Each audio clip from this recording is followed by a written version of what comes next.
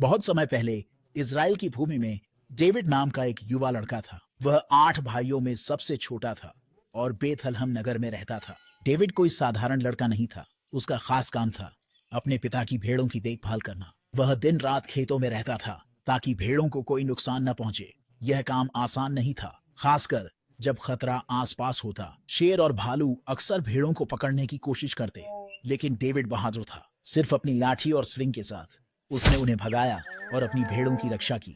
जब वह भेड़ों के साथ नहीं होता तो डेविड वीणा बजाता था। वह इतनी सुंदर बजाता था कि पक्षी भी सुनने रुक जाते थे। एक दिन एक बुद्धिमान व्यक्ति जिसका नाम सैमुअल था, डेविड के घर आया।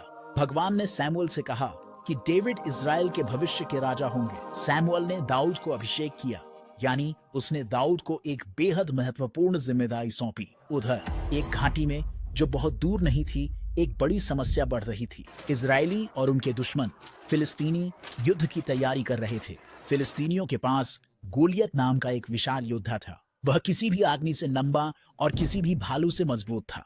हर दिन गोलियत इसराइलियों को योद्धा भेजने की चुनौती देता था, लेकिन हर कोई बहुत डरता था। एक दिन दाऊद अपने भाइयों के लिए खाना लाने गया जो इजरायली सेना के साथ थे। जब डेविड ने गोलियत को देखा, वह चौंक गया। सब उससे डर रहे थे। डेविड ने कहा, मैं गोलियत से लड़ूंगा। भगवान ने भेड़ें चराते समय मुझे शेरों और भालुओं से बचाया है। वह मेरी रक्षा करेगा। राजा ने डेविड को कवच दिया, लेकिन यह बहुत भारी था। इसलिए डेविड ने अपनी स्लिंग और कुछ पत्थरों का उपयोग किया। गोलियत हमला करने बढ़ा। डेविड ने पत्थर उठाया, उसे स्लिंग में रखा और पूरी ताकत से घुमाया। पत्थर हवा में उड़ा और गोलियत के चेहरे पर सीधा लगा। गोलियत जमीन पर गिर पड़ा और दाऊद जीत गया। डेविड की बहादुरी ने दिखाया कि चाहे आप छोटे हों, आप विश्वास और साहस से बड़ी चुनौतियों को पार कर सकते हैं।